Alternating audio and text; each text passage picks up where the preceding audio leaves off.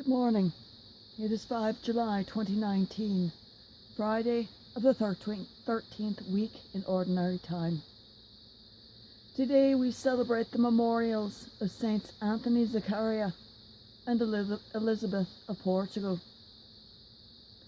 Our first reading is from the book of Genesis.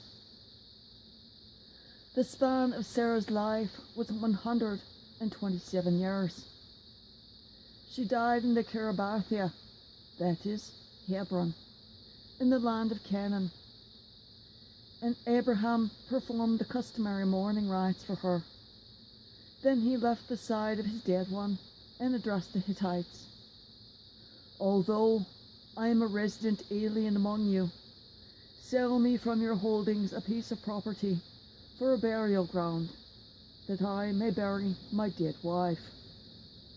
After the transaction, Abraham buried his wife Sarah in the cave of a field of Machpelah, facing Mamre, that is, Hebron, in the land of Canaan. Abraham had now reached a ripe old age, and the Lord had blessed him in every way. Abraham said to the senior servant of his household, who had charge of all of his possessions, "Put your hand under my thigh, and I will make you swear by the Lord, the God of heaven and the God of earth, that you will not procure a wife for my son from the daughters of the Canaanites among whom I live, but that you will go to my own land and to my own kindred, and get a wife for my son Isaac." The servant asked him, What if a woman is unwilling to follow me to this land? Should I then take your son back to this land from which you migrated? Never take my son back there for any reason, Abraham told him.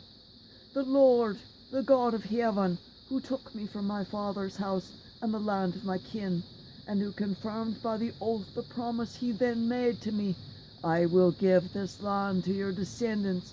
He will send his messenger before you, and you will obtain a wife for my son there. If the woman is unwilling to follow you, you will be released from this oath, but never take my son back there.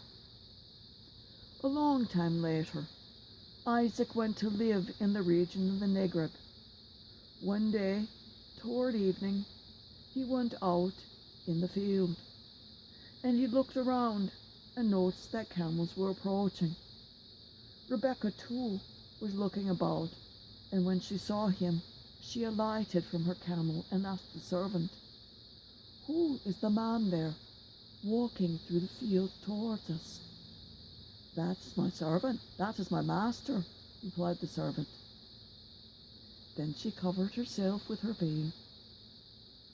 The servant recounted to Isaac all the things he had done. Then Isaac took Rebekah into his tent. He married her, and thus she became his wife.